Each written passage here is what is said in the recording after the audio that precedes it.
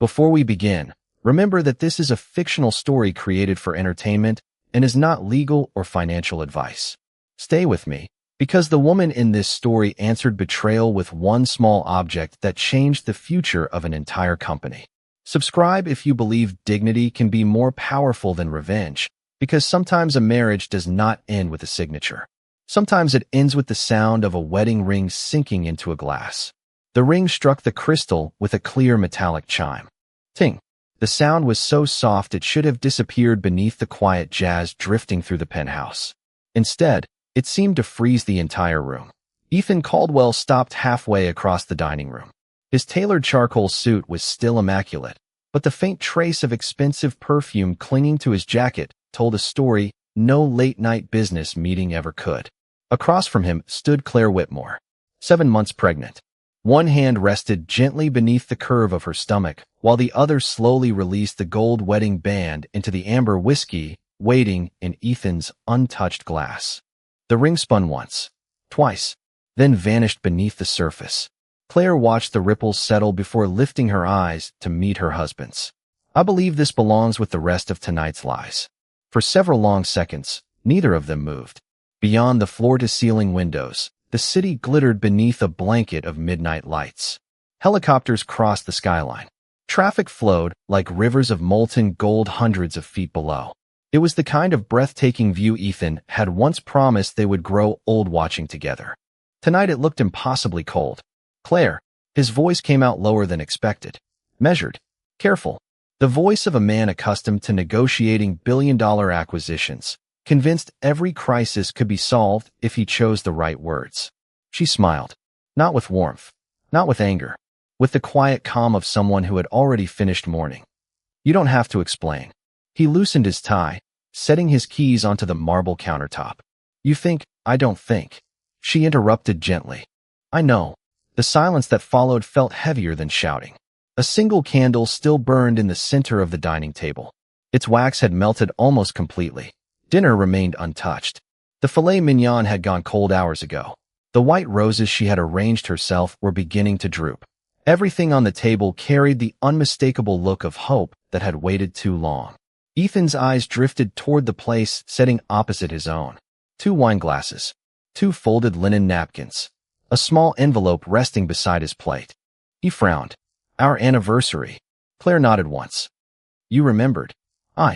His sentence never arrived. Because there was nothing left to defend. She had spent the entire evening waiting through every unread message, every delayed phone call, every excuse that arrived shorter than the last. Working late, meeting investors, almost home. Each text had sounded ordinary, until a stranger's photograph transformed them into evidence. Claire had stared at that image for nearly an hour. Ethan laughing beneath the entrance of an exclusive hotel, his arm wrapped around a woman whose face the business magazines knew well. No shadows, no misunderstandings, no room for denial. Oddly enough, that was the moment her heart stopped hurting. Pain demanded answers. Truth demanded decisions. The baby shifted gently beneath her hand. Claire looked down, her expression softening for the first time that night. "We're going to be all right," she whispered, almost to herself. Then she lifted her gaze back to Ethan. "You came home expecting another chance." She glanced toward the whiskey glass where the wedding band rested beneath the amber surface like a forgotten promise. "You came home too late." By sunrise, the penthouse looked less like a home and more like the scene of a quiet surrender. Claire Whitmore had not slept. The untouched anniversary dinner remained on the table, illuminated by the pale gray light filtering through the towering windows. The candles had burned themselves into pools of hardened wax, and the bouquet of white roses leaned sideways in the crystal vase as though even they had grown tired of waiting. She stood in the nursery with one hand resting on the edge of the crib. The room smelled faintly of fresh paint and cedar wood. Every tiny outfit had been folded with impossible care. A stuffed rabbit sat in the corner beside a rocking chair Ethan had insisted on buying months earlier, promising he would read bedtime stories every night. Promises. They were astonishingly easy to make, far more difficult to keep. A gentle kick pressed against her palm. "Good morning, little one," Claire whispered. "Today we begin again." Behind her, the city slowly awakened. Car horns echoed 20 floors below, while the first helicopters crossed the skyline. Somewhere, millions of strangers were beginning ordinary mornings. Nothing about hers felt ordinary anymore. Her phone vibrated. One new notification, then another, then 6 more in rapid succession. She ignored them all. Instead, she walked toward the study, entered a 6-digit code into the hidden wall safe, and carefully removed a slim black portfolio. Inside were documents that had never appeared in Ethan Caldwell's office. Share certificates, private trust agreements, letters signed years before either of them had imagined betrayal could become part of their marriage. Claire laid everything across the desk in perfect order. Each page represented a decision she had made quietly, never seeking recognition, never expecting repayment. 7 years earlier, Ethan's company had stood on the edge of collapse after a disastrous acquisition. Banks had withdrawn support. Investors had disappeared overnight. Newspapers predicted bankruptcy within weeks. He had believed an anonymous investment group rescued the business. He had never discovered the truth. Claire closed the portfolio. That secret had protected his future once. Now it might determine hers. The silence broke as footsteps approached. Ethan paused outside the study door before knocking once. His expression looked different in daylight. Less confident. Less rehearsed. "I made coffee," he said carefully. "I thought maybe we could talk." Claire looked up. "You've wanted conversations on your schedule for a very long time." He took a cautious step inside. "I made a mistake." "No." Her voice remained calm. "You made choices." He looked away. The distinction landed harder than an accusation. "I never wanted to hurt you." Claire almost smiled. Most people don't plan to destroy the people who trust them. Neither spoke for several seconds. Finally, Ethan noticed the documents spread across the desk. "What are these?" "History." He reached toward the nearest folder. Claire gently closed it before his fingers could touch the paper. "Not yet." Something in her tone unsettled him. For the first time since he had built his empire, Ethan Caldwell felt the unfamiliar weight of uncertainty. He knew balance sheets. He understood negotiations. He could read markets within minutes. But he could no longer read the woman standing in front of him. The frightened young wife who once waited for him with warm dinners and hopeful eyes was gone. In her place stood someone composed, patient, and quietly determined. Outside, another notification appeared on Claire's phone. This one included a photograph. The woman from the hotel, standing at the entrance of the penthouse lobby. She was asking the concierge for permission to come upstairs. Claire looked at the screen for only a heartbeat before locking it again. Without realizing it, Ethan had just invited the next storm directly to their front door. The elevator door slid open with a quiet chime. Vanessa Monroe stepped into the penthouse as though she already belonged there. She was striking in a tailored ivory suit, her blonde hair falling in effortless waves over one shoulder, a pair of oversized sunglasses resting on her head despite the cloudy morning. Confidence surrounded her like expensive perfume. She barely acknowledged the concierge who had escorted her upstairs. Claire was already waiting. She stood beside the grand piano, one hand gently supporting the curve of her stomach, dressed in a simple cream sweater and white trousers. There was nothing extravagant about her appearance, yet the calm dignity she carried filled the room more completely than any luxury furniture ever could. Vanessa smiled first. "So you're Claire." Claire returned the smile with polite restraint. "And you must be the woman who believes borrowed things eventually become hers." The words landed softly. They hurt anyway. Vanessa removed her designer handbag and placed it on the marble counter as if she had accepted an invitation. "I didn't come here to argue." "No, I came to save everyone time." Claire folded her hands. "I'm listening." Vanessa walked toward the panoramic windows, admiring the skyline before speaking again. "Ethan loves me." Silence. "He simply hasn't found the right moment to leave." Still, Claire said nothing. Vanessa continued, mistaking composure for weakness. "You deserve someone who actually wants to come home." Claire studied her carefully. People often revealed the truth when they believed they were winning. "You seem very confident." "I have every reason to be." Vanessa reached into her handbag and removed a velvet jewelry box. She opened it. Inside rested a diamond bracelet. "Ethan gave me this last weekend." Claire recognized it immediately. The bracelet had been purchased using a company account she personally authorized months earlier for executive client gifts. Interesting. Very interesting. Vanessa noticed the flicker of recognition and smiled wider. "You see?" He's already building a future with me. Claire looked at the bracelet only briefly before lifting her eyes. Do you know where he bought it? Vanessa frowned. What difference does that make? None.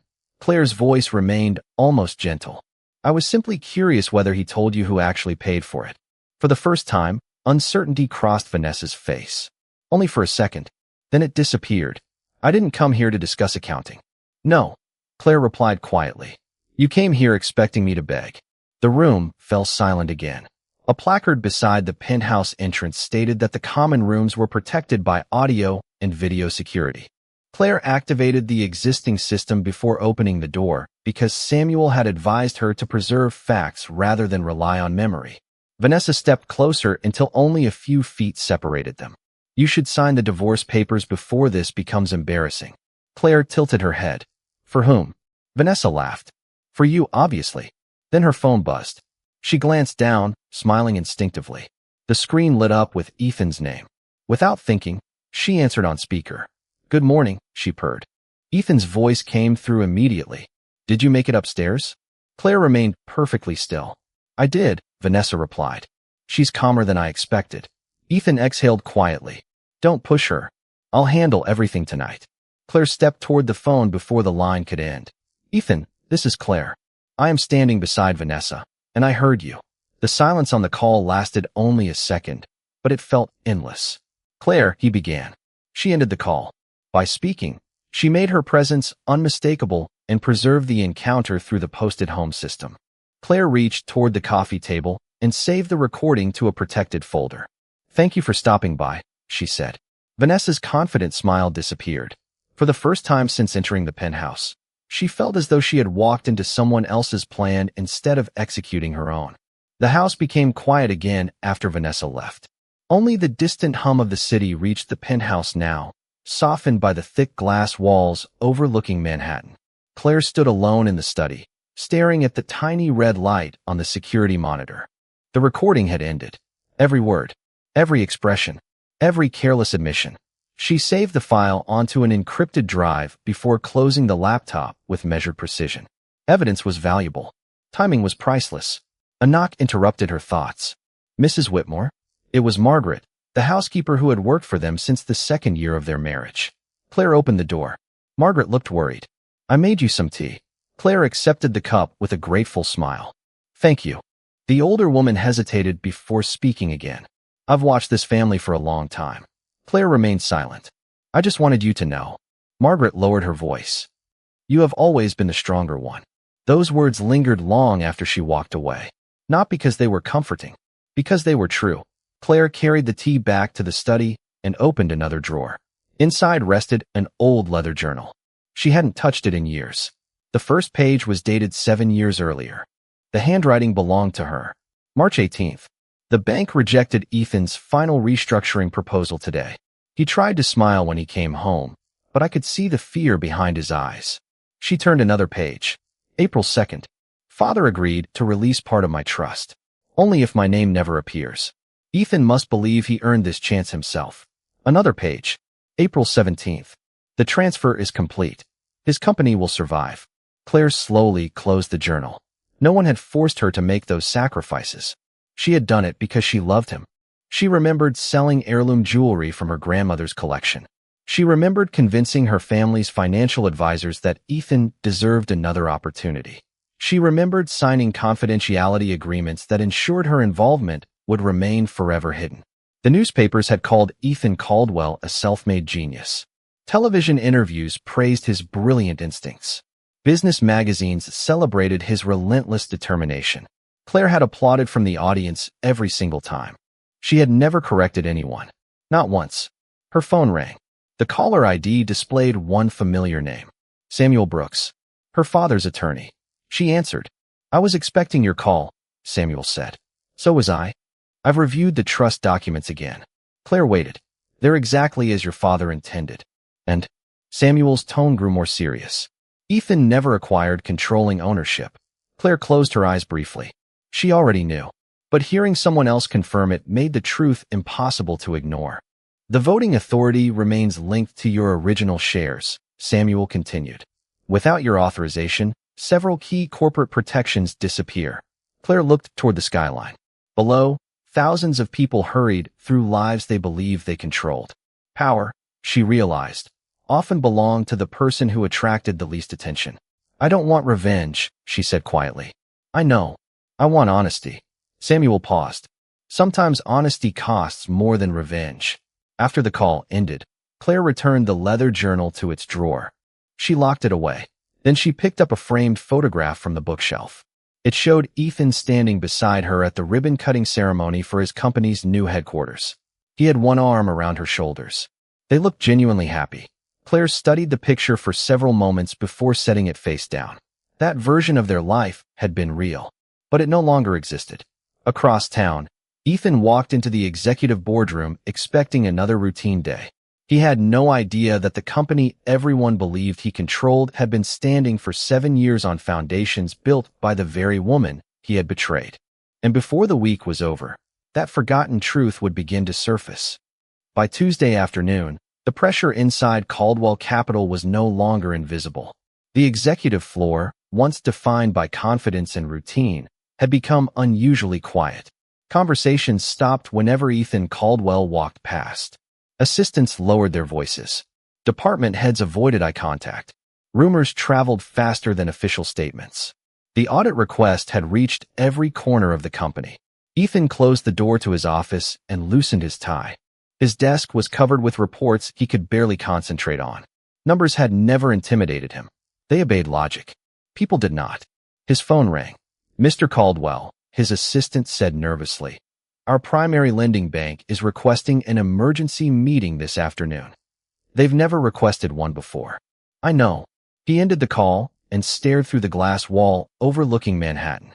For the first time in years, the skyline looked less like a symbol of success and more like a reminder of how far someone could fall. Across town, Claire arrived at Samuel Brooks' office carrying nothing but a leather folder.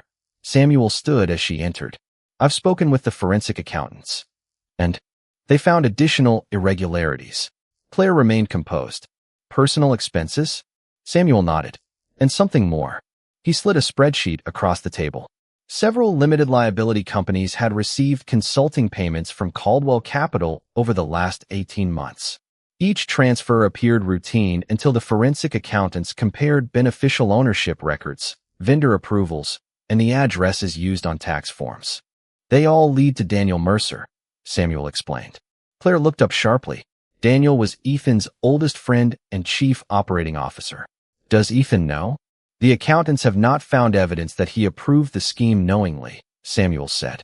But Daniel reported directly to him, and several warnings were closed without proper review. The realization settled between them. This was no longer only a story about an affair. Daniel had been routing payments through related entities while Ethan, distracted by ambition and protected by a culture that rarely challenged him, had failed to ask the questions his office required him to ask. Samuel placed a second document beside the spreadsheet. It was a draft notice to the audit committee, prepared by outside counsel. We are not sending this to the press, he said. The independent directors receive it first. They will preserve the records, retain their own investigators, and decide what action the company should take. Claire nodded. Years ago, she had protected this company because she believed it represented Ethan's dream. Now she understood that protecting a company sometimes meant allowing responsible people to examine what its leaders had ignored. Meanwhile, the emergency meeting with the bank began. 3 senior executives waited inside a private conference room. No greetings. No small talk. Only a thick folder placed directly in front of Ethan. The lead banker spoke first. We value our relationship with Caldwell Capital. Ethan nodded. As do I. That relationship depends on transparency. The banker opened the folder. Several pending credit facilities had been highlighted in red. Until the audit questions are resolved, our risk committee has decided to temporarily suspend approval of new financing. Ethan's expression remained controlled. Based on allegations? Based on uncertainty. The distinction mattered. Banks feared uncertainty more than bad news. Bad news could be measured. Uncertainty could not. When the meeting ended, Ethan walked alone through the lobby. His phone vibrated again. This time, it was Margaret Lawson, the independent chair of the audit committee. We need to talk. I'm listening. Outside counsel has identified serious questions involving Daniel Mercer and several related vendors. Ethan stopped walking. "Daniel, do not contact him about the records," Margaret said. "The committee has issued a preservation notice, and he has been placed on paid leave while the review proceeds.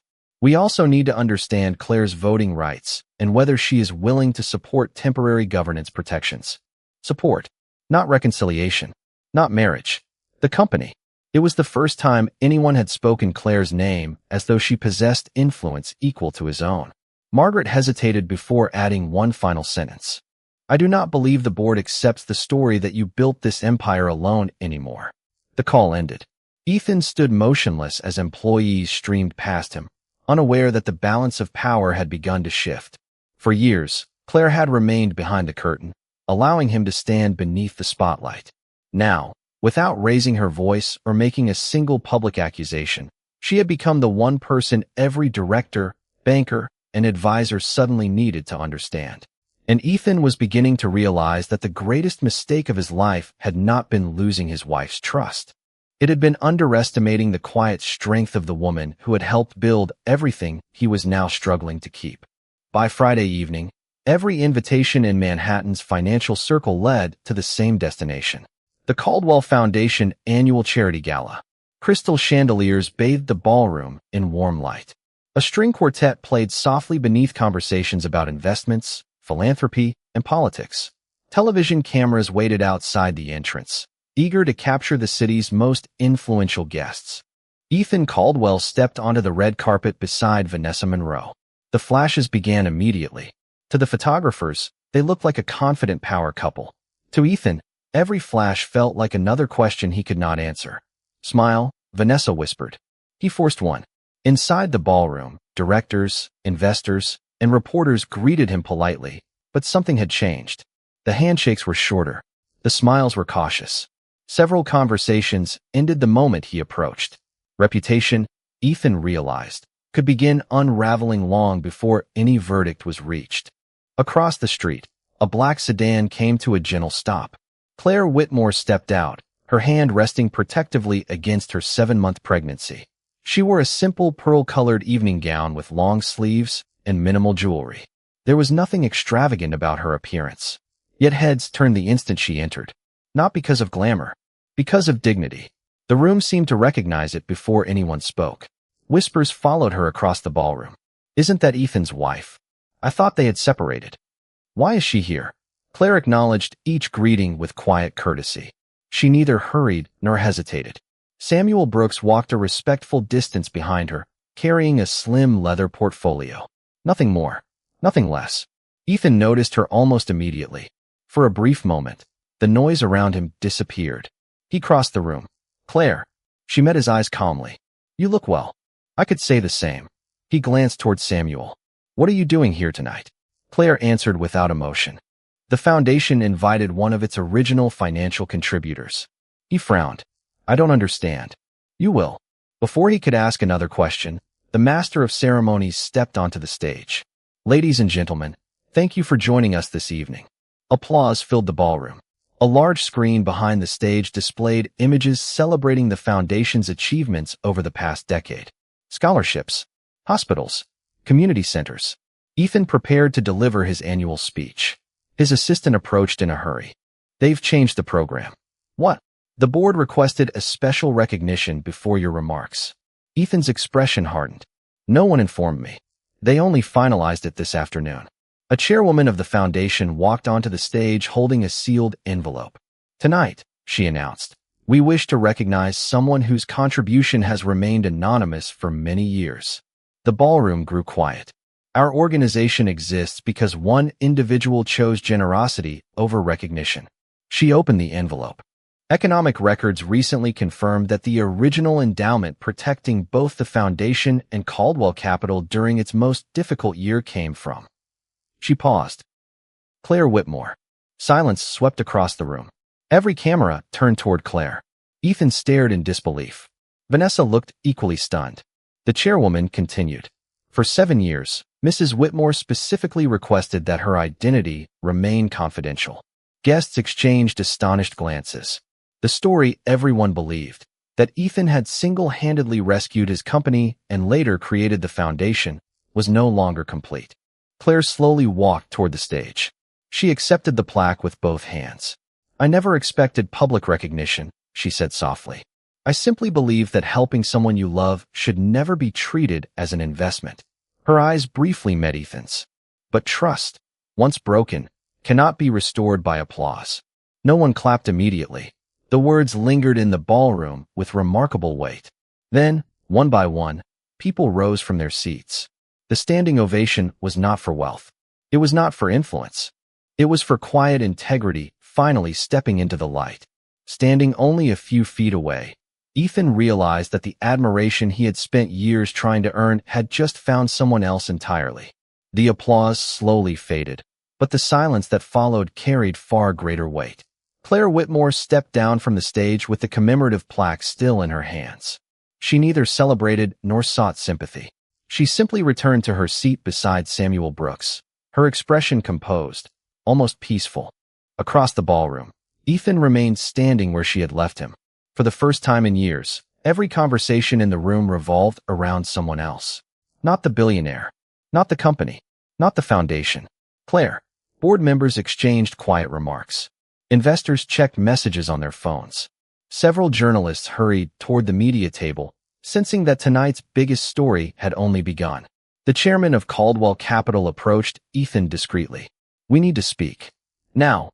"I'm afraid so." They stepped into a private lounge adjoining the ballroom. Two other directors were already waiting. No one smiled. One of them placed a tablet on the table and rotated the screen toward Ethan. "We've received additional material through outside counsel." Ethan frowned. "What material?" "The audit committee received it yesterday, preserved the originals, and had counsel verify the source before tonight's event. This is not a final hearing, and no director is being asked to decide the investigation in this room." The tablet displayed expense reports, hotel invoices, vendor records connected to Daniel, and a short video file from the posted home security system. The chairman looked directly at him. "You may respond now, or you may wait until the formal meeting tomorrow morning with your counsel present." Ethan felt his pulse quicken. "Play it." The chairman pressed the screen. The security footage from the penthouse appeared. Vanessa entered confidently. Claire greeted her calmly. Every sentence unfolded exactly as it had happened. There was no dramatic editing, no manipulation, only the unmistakable truth. Then came the phone call. Vanessa answered without hesitation. Ethan's own voice filled the room. "Don't push her. I'll handle everything tonight." The recording ended. No one spoke. Finally, one director broke the silence. "This isn't only about your marriage anymore." Another added quietly, "This raises serious concerns about judgment, transparency, and the misuse of company resources." Ethan lowered his eyes. He had negotiated billion-dollar mergers. He had persuaded skeptical investors. But facts recorded in his own voice offered no room for negotiation. Meanwhile, outside the lounge, Vanessa noticed reporters beginning to gather. Their questions grew sharper with every passing minute. "Ms. Monroe, is it true you were involved with Mr. Caldwell while he was still married? Did company funds pay for your travel? Do you have a response to the allegations?" She attempted to leave through a side entrance, but the cameras followed. Inside the ballroom, Samuel quietly handed Claire a sealed evidence receipt. "Outside counsel has the originals," he said. "The forensic report will go to the audit committee and, if required, to the appropriate authorities. Nothing is being released by us tonight." Claire folded the receipt into her portfolio. Good. Justice, she had learned, did not become stronger simply because it became louder. In the private lounge, the chairman gave Ethan a choice that did not require a formal board vote during a charity event. He could remain for his scheduled speech and face questions while the review continued, or he could voluntarily step away from executive duties until the independent directors met the following morning. Ethan looked through the glass doors toward the ballroom. Vanessa was leaving beneath a storm of camera flashes. Claire sat beside Samuel, one hand over her child, making no effort to watch him fall. "I'll step aside tonight," Ethan said. "The board can decide the rest tomorrow." The chairman returned to the stage and made a narrow announcement. "Mr. Caldwell has voluntarily delegated his executive responsibilities pending an independent review. The board will meet tomorrow and will issue a formal statement afterward." He disclosed no private marital details and made no accusation of criminal conduct. Gasps still moved through the room, but the language mattered. An investigation was not a verdict. The next morning, with a quorum present, outside counsel summarized the verified evidence.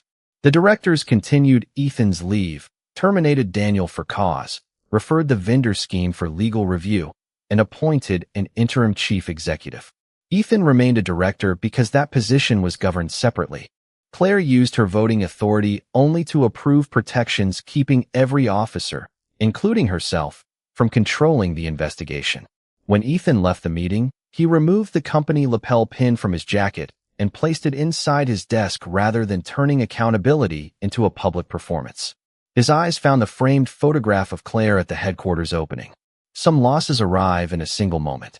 Others begin the day a person mistakes loyalty for something that can never be exhausted. He finally understood that the empire he feared losing had started slipping away long before anyone questioned his leadership. It had begun the moment he stopped valuing the woman who had helped him build it. 8 weeks later, winter gave way to the first signs of spring. The city had moved on. Headlines that once dominated every financial publication had been replaced by new scandals, new mergers, and new ambitions. Markets recovered. Companies adapted. Investors found fresh opportunities. Life, as it always did, continued. Inside a quiet maternity ward overlooking the Hudson River, Claire Whitmore held her newborn son for the first time. His tiny fingers wrapped around hers with surprising strength. The room was silent except for the gentle rhythm of his breathing. Every sleepless night, every difficult decision, every painful memory, none of it disappeared, but none of it defined this moment either. A nurse smiled as she adjusted the blanket. "Have you chosen his name?" Claire looked down at the sleeping child. "William." "A beautiful name." Claire nodded softly. "I want him to grow up knowing that kindness is never weakness." During the weeks that followed, Claire and Ethan completed a private separation agreement through their attorneys. It protected Claire's property, addressed the shares held through her trust, and established a temporary parenting plan centered on William's health. Ethan received medical updates and, after the pediatrician approved visits, scheduled time with his son. The divorce proceeded without public accusations. Claire wanted a lawful ending, not a televised war. A few weeks after leaving the hospital, she returned to a very different life. The penthouse had been sold by mutual agreement. The luxury cars and endless social calendar no longer mattered. Claire purchased a restored townhouse on a quiet tree-lined street where neighbors greeted one another by name. She established the Whitmore Family Foundation, dedicating its resources to supporting single mothers, financial education programs, emergency housing, and access to licensed legal aid organizations for women rebuilding their lives. There were no grand opening ceremonies, no television interviews. The work simply began. One afternoon, as volunteers organized donations in the foundation's community center, Samuel Brooks handed Claire a sealed envelope. It arrived this morning. She recognized the handwriting immediately. "Ethan." She hesitated before opening it. Inside was a single handwritten page. There were no excuses, no attempts to justify what had happened. Only a simple acknowledgement. "I spent years believing success meant being admired. Now I understand that respect must be earned every day. I cannot change the choices I made. I only hope that one day our son will know I finally learned from them." Claire folded the letter carefully. She did not smile. She did not cry. She placed it inside a drawer reserved for things that belonged to the past. Outside, children laughed in the small garden behind the building. William slept peacefully in his stroller beneath the shade of an old maple tree. Claire stepped outside and sat beside him. At the end of the afternoon, Samuel told Claire that Ethan had arrived for the first visit allowed under the temporary parenting plan. He waited in the foundation's reception room rather than appearing unannounced. His tailored suits had been replaced by a simple overcoat, and the confidence that once commanded boardrooms had given way to quiet reflection. Claire carried William inside and remained nearby while Ethan held his son for the first time. He did not ask for forgiveness. He did not demand access beyond the agreement. He simply whispered, "I am sorry for the life I broke, and I will respect the life you are building." When the visit ended, he returned William gently and left without turning the moment into a promise Claire had not made. Claire watched him disappear into the afternoon crowd. She wished him neither failure nor success, only wisdom. Some stories end with revenge. This one ended with responsibility. The empire Ethan feared losing had never been measured by buildings, stock prices, or magazine covers. The greatest loss had been the trust of the woman who believed in him before anyone else did. And Claire's greatest victory was never watching him fall. It was discovering that she could build an entirely new future without waiting for someone else to change. As the spring breeze stirred the trees above them, William opened his eyes for the first time that afternoon. Claire lifted him gently into her arms and smiled. "The future," she whispered, "belongs to those who choose it. Sometimes justice is not found in a courtroom or a boardroom.